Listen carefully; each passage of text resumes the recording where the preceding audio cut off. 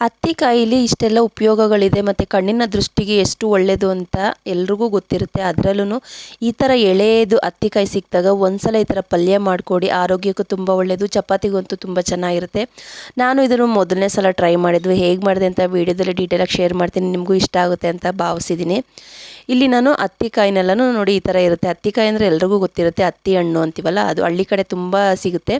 ಸಿಟಿಲಿ ಸಿಕ್ಕಿದಾಗ ನಮ್ಮನೇಲಿ ತಂದಿದ್ರು, ಅದನ್ನು ನಾನು ಪಲ್ಯನ ಮೊದಲನೇ ಸಲ ಟ್ರೈ ಮಾಡಿದ್ದು. ನಿಜವಾಗ್ಲೂ ಹೇಳ್ತೀನಿ, ತುಂಬ ಚೆನ್ನಾಗಿರುತ್ತೆ. ನೋಡಿ ಈ ಥರ ಇರುತ್ತೆ ಹತ್ತಿ ಹಣ್ಣು, ಎಲ್ರಿಗೂ ಗೊತ್ತು ಅಂತ ಅನ್ಕೋತೀನಿ. ಇಲ್ಲಿ ನಾನು ಒಂದು 1/4 kg ಆಗೋಷ್ಟು ಎಳೆದಾಗಿರೋದನ್ನ ಒಂದು ಪಾತ್ರೆಗೆ ಹಾಕಿ ನೀರಲ್ಲಿ ಹಾಕಿ ಇಟ್ಕೊಂಡಿದ್ದೀನಿ ಸೈಡಲ್ಲಿ. ನೋಡಿ ಇದು ಸ್ವಲ್ಪ ಹಣ್ಣಾಗಿತ್ತು, ಹಣ್ಣಾಗಿರೋದು ಬೇಡ ನನಗೆ, ಸ್ವಲ್ಪ ಎಳೆದು ಮತ್ತು ಗಟ್ಟಿ ಇರಬೇಕು ಕಾಯಿ. ಇದು ನೋಡಿ ಈ ಥರ ಇರುತ್ತಲ್ವ ಹತ್ತಿಕಾಯಿ, ಅದು.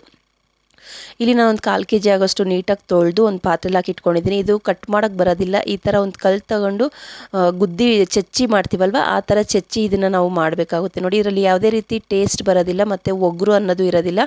ಅದು ತಿನ್ಬೇಕಾದ್ರೆ ಹತ್ತಿ ಹಣ್ಣಿಂದು ಬೀಜ ಇರುತ್ತಲ್ಲ, ಅದು ತುಂಬ ಚೆನ್ನಾಗಿ ಟೇಸ್ಟ್ ಕೊಡುತ್ತೆ ಮತ್ತು ಕಸರೆ ಅನ್ನೋದು ಬರೋದಿಲ್ಲ. ಚಪಾತಿಗೆ ಒಳ್ಳೆ ಟೇಸ್ಟ್ ಅಂತಲೇ ಹೇಳ್ತೀನಿ.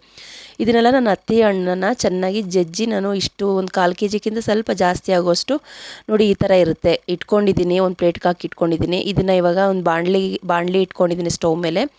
ಇದಕ್ಕೆ ಡೈರೆಕ್ಟಾಗಿ ಹತ್ತಿಕಾಯಿನ ಹಾಕ್ಬಿಟ್ಟು ಒಂದು ಅರ್ಧ ಚೊಂಬಷ್ಟು, ಚಿಕ್ಕ ಚೊಂಬಲ್ಲಿ ಅರ್ಧ ಚೊಂಬಷ್ಟು ನೀರು ಹಾಕ್ಕೊಂಡು, ಉಪ್ಪು ಹಾಕ್ಕೊಂಡು, ಸ್ವಲ್ಪ ಅರಿಶಿನ ಪುಡಿ ಹಾಕ್ಕೊಂಡು ಇದು ಒಂದು 1/4 ಭಾಗ ಬೇಯೋ ತನಕ ಸಪ್ರೇಟಾಗಿ ಬೇಯಿಸ್ಕೊತೀನಿ. ನೀರನ್ನ ನಾನು ಚೆಲ್ಲೋದಿಲ್ಲ, ಇದರಲ್ಲಿ ನೀರೆಲ್ಲ ಚೆನ್ನಾಗಿ ಸುಂಡಬೇಕು, ಅಲ್ಲಿ ತನಕ ಈ ಹತ್ತಿಕಾಯಿ ಅಷ್ಟರಲ್ಲಿ ಬೆಂದೋಗುತ್ತೆ ಅಂತೇಳಿ ಒಂದು ಚಿಕ್ಕ ಚೊಂಬಲ್ಲಿ ಒಂದು ಚೊಂಬಷ್ಟು ನೀರು ಹಾಕಿದ್ದೀನಿ. ಖಾರಕ್ಕೆ ದಪ್ಪದ ಒಂದು ಟೊಮೊಟೊ ಹಾಕಿದ್ದೀನಿ, 2 ಈರುಳ್ಳಿ ಹಾಕ್ಕೊಂಡಿದ್ದೀನಿ, ಒಂದು 4ರಿಂದ 5 ಗೋಡಂಬಿ ಹಾಕ್ಕೊಂಡಿದ್ದೀನಿ.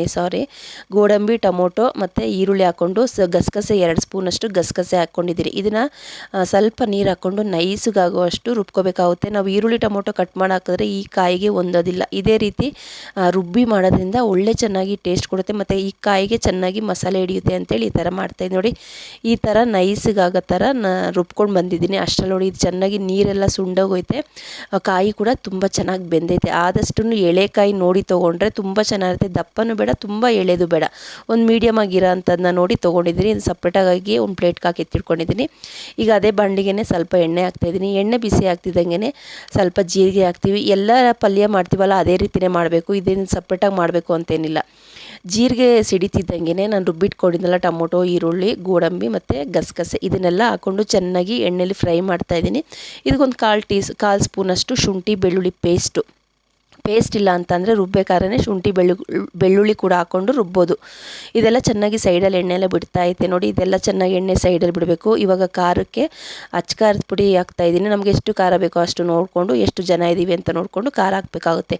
ಧನಿಯಾ ಪುಡಿ ಹಾಕ್ತಾಯಿದ್ದೀನಿ, 1/4 ಸ್ಪೂನಷ್ಟು ಧನಿಯಾ ಪುಡಿ, ಖಾರದ ಪುಡಿ ಖಾರಕ್ಕೆ ಎಷ್ಟು ಬೇಕೋ ಅಷ್ಟು, 1/4 ಸ್ಪೂನಷ್ಟು ಅರಿಶಿನ ಪುಡಿ ಕೂಡ ಹಾಕ್ಕೊಂಡು ಚೆನ್ನಾಗಿ ಮಿಕ್ಸ್ ಮಾಡ್ತಾಯಿದ್ದೀನಿ. ನಮಗೆ ಜಾಸ್ತಿ ಜನ ಇದ್ದಾರೆ ಅಂತಂದರೆ ಸ್ವಲ್ಪ ಜಾಸ್ತಿ ಕಾಯಿ ತೊಗೊಂಡು ಇದೇ ಮಸಾಲೆನ ಜಾಸ್ತಿ ಹಾಕ್ಕೊಂಡು ಮಾಡ್ಬೋದು. ಇದಕ್ಕೊಂದು ಅರ್ಧ ಸ್ಪೂನಷ್ಟು ಗರಂ ಮಸಾಲ ಹಾಕ್ಕೊಂಡಿದ್ದೀನಿ. ಇದೆಲ್ಲ ಚೆನ್ನಾಗಿ ಮಸಾಲೆ ಬೇಯಬೇಕಾದ್ರೆ ನೀರನ್ನ ಸ್ವಲ್ಪನೂ ವೇಸ್ಟ್ ಮಾಡಬಾರ್ದು, ಯಾಕಂದರೆ ನಾವು ಹತ್ತಿಕಾಯಿನ ಬೇಯಿಸಿರೋದು ಅದ್ರ ಸತ್ವ ಹಾಗೇ ಇರಲಿ ಅಂತೇಳಿ. ಆದರೂ ನೀರು ಸಮೇತನೇ ಈ ಮಸಾಲೆಗೆ ಹಾಕ್ಕೊಂಡು ಫಸ್ಟು ಚೆನ್ನಾಗಿ ಒಂದು 5 ನಿಮಿಷ ಮಿಕ್ಸ್ ಮಾಡಬೇಕು. ಯಾಕಂದರೆ ಹತ್ತಿಕಾಯಿಗೆ ಉಪ್ಪು ಖಾರ ಎಲ್ಲ ಚೆನ್ನಾಗಿ ಹಿಡೀಲಿ ಅಂತೇಳಿ ಒಂದು 5 ನಿಮಿಷ ಹಾಗೆಯೇ ಫ್ರೈ ಮಾಡ್ಕೊಂಡಿದ್ದೀನಿ. ಸ್ವಲ್ಪ ನೀರನ್ನ ಫಸ್ಟ್ ಹಾಕ್ಕೊಂಡು ಚೆನ್ನಾಗಿ ಮಿಕ್ಸ್ ಮಾಡ್ತಾಯಿದ್ದೀನಿ. ನಿಜ ಹೇಳ್ಬೇಕಂತಂದರೆ ಇದನ್ನು ಸಿಕ್ಕಿದಾಗ ಒಂದು ಸಲ ಟ್ರೈ ಮಾಡಿ, ತುಂಬಾ ಆರೋಗ್ಯಕ್ಕೆ ಒಳ್ಳೆಯದು. ಟೇಸ್ಟಲ್ಲಿ ಏನು ಅಂಥ ವ್ಯತ್ಯಾಸ ಏನು ಕಾಣಿಸೋದಿಲ್ಲ. ತಿನ್ಬೇಕಾದ್ರೆ ನಾವು ಎಷ್ಟೇ ಬೇಯಿಸಿದ್ರು ತಿನ್ಬೇಕಾದ್ರೆ ಅದ್ರದ್ದು ಬೀಜ ಇರುತ್ತಲ್ವ ಚೆನ್ನಾಗಿ ಟೇಸ್ಟ್ ಕೊಡ್ತಾಯಿತ್ತು. ನಿಜ ಹೇಳಬೇಕು ಅಂತಂದರೆ ಚೆನ್ನಾಗಿತ್ತು.